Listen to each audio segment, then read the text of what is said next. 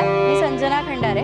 बाई माणूस आज पोहोचलाय पालघर जिल्ह्यातल्या डहाणू तालुक्यातल्या आंबेसर या गावामध्ये. माझ्या मागे जे तुम्हाला हे दिसत असेल, हा जो इथे बुलेट ट्रेनचा जो प्रकल्प आहे, खूप मोठा प्रकल्प बनवणं सुरू आहे. आणि हा प्रकल्प जिथनं गेलेला आहे, ही बुलेट ट्रेन जिथनं गेलेली आहे, या आदिवासींच्या जमिनी आहेत. आणि इथून मागे जर तुम्हाला दिसत असेल तर तिथे बोगदा तयार केलेला आहे डोंगर पोखरून, आणि त्याच्यातनं ही ट्रेन जाणार आहे. तिथे जेव्हा ब्लास्टिंग झाली तर इथल्या नागरिकांचं असं म्हणणं आहे की त्या ब्लास्टिंगचा थरार एवढा होता की त्यांच्या घरांना चिरा पडलेल्या आहेत. तर या प्रकल्पामुळे इथल्या स्थानिकांवर काय परिणाम होणार आहे, इथल्या पर्यावरणावर काय परिणाम होणार आहे, हेच आपण या रिपोर्टमधनं बघणार आहोत.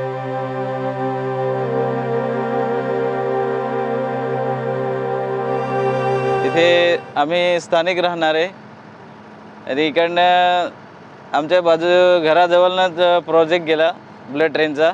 तेव्हा आम्ही सर्वे करायला आले तेव्हा आम्ही फार विरोध केला होता, पण ते आमचा काही ऐकले नाही. ते आम्हाला असे फोर्स करतात की तुम्ही नाही दिली तर वरची फोर्स येईल, सैनिक लोक वगैरे येतील आणि तुमच्याकडून जमीन कशी तरी हिसकावून घेतील.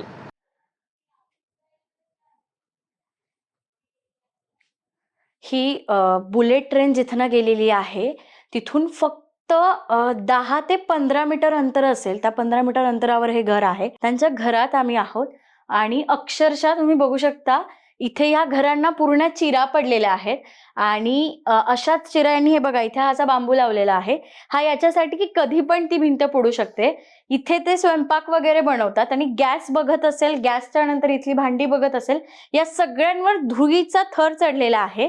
त्यांच्या जेवणात धूळ आहे, त्यांच्या भांड्यावर धूळ आहे, त्यांच्या घरात धूळ आहे आणि त्यांचा श्वास घेताना सुद्धा धूळ जाते. याच्यासाठी त्यांना कितीतरी वेळा दवाखान्यात जावं लागतं.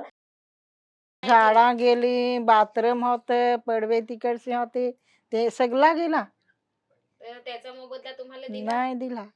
झाडाचं पण पैसे नाही अजून दिलं. घराचं नाही दिलं. तर केस देईन असं बोलत ना, ते केस येईल तुमच्या हात नाही मोडाल तर सांगला. तर ते JCB आणून मोडून टाकला. तीच मोडला. गाडी जाय तर आम्हाला अख्खा घर तर हिलवून काढलं. तर मग तरी झोपून ते काय करशी, जीवनात धूल जाय, एवढा धूल जाय, कपडीला धूल, आखे सगळे घरात धूल भर जाय. नाही ते आखा रात JCB वाय करत इकडं नाखी घराला तडा पण गेला. मोठं गाडी येत मग झोप पण नाही लागत. या प्रश्नांवर अनेक स्थानिक संघटनाही आवाज उठवतायत. त्यांच्या मते विकासाच्या नावाखाली सुरू असलेल्या या प्रकल्पांमध्ये स्थानिक आदिवासींच्या हक्कांकडे दुर्लक्ष होतंय. हे मोठमोठे खांब दिसतात, हे बुलेट ट्रेन इकडनं जाणार आहे, ह्याचे बघतोय. ही बुलेट ट्रेन हजारो शेतकऱ्यांच्या जमिनीतून गेलेली आहे. पोलिसांचा ताफा आणून लोकांच्या जमिनी घेतल्या जातात आणि सरकारने रेट ठरवलेले आहेत. ते रेट सुद्धा या ठिकाणी शेतकऱ्यांना चांगल्या प्रकारे मोबदला भेटलेला नाही. या ठिकाणी जागा कमी सांगून आणि जास्ती घेतली जाते, ही सुद्धा लोकांची तक्रार आमच्याकडे आलेली आहे. त्याच्यावरती सुद्धा शहानिशा केली जाईल. आजूबाजूला आपण डोंगर बघतोय, ह्या डोंगरातले सुद्धा बरेचशी झाडं ही तुटली जात आहेत आणि त्याचा परिणाम वातावरणावरती सुद्धा आणि आरोग्यावरती सुद्धा होत आहे मोठ्या प्रमाणात. हे लोकांना देशोधडीला लावणारे हे प्रोजेक्ट आहेत. त्याचा परिणाम फक्त शेतकऱ्यांवरती, ज्याची जमीन जाते त्यांच्यावरतीच होत नाही, तर आजूबाजूच्या लोकांवरती सुद्धा त्याचा परिणाम होत आहे. हा बुलेट ट्रेन जातोय, पण ह्याच्यासाठी येणारं वाळवंट बंदर असेल किंवा इतर, ह्याच्यामध्ये सुद्धा इथले लाखो लोक ही विस्थापित होणार आहेत आणि त्याचा परिणाम हा गोरगरीब जनतेवरती होणार आहे. त्यांना कुठे नेऊन टाकणार आहेत आणि खास करून महिलांवरती होणार आहे. म्हणून आम्ही जनवादी महिला संघटनेच्या वतीने सुद्धा मोठ्या प्रमाणात या ठिकाणी बांधणी करत आहोत आणि त्याच्यावरती संघर्ष सुद्धा करण्याची तयारी ही आमची आहे. पालघर जिल्ह्यातील अनेक गावांमध्ये जमीन मोबदला आणि पर्यावरणाच्या प्रश्नांवर स्थानिकांचा संघर्ष अजूनही सुरू आहे. बुलेट ट्रेन सारखे मोठे प्रकल्प देशासाठी महत्त्वाचे असले तरी या प्रकल्पांचा परिणाम सर्वात जास्त त्या लोकांवर होतो जे या मार्गावर राहतात. ते आम्हाला असे बोलले की 5 पटीने तुम्हाला आम्ही मोबदला देऊ असं, पण ते असे नाही बोलले की 5 पट्टी किती, एक पट्टीने किती मोबदला.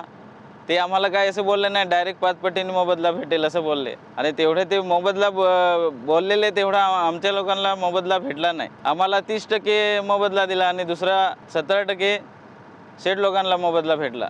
गाड्या एवढे मोठे मोठे जातात तिकडने आणि हा जनरेटर आहे इथे आमच्या घराच्या एकदम बाजूला.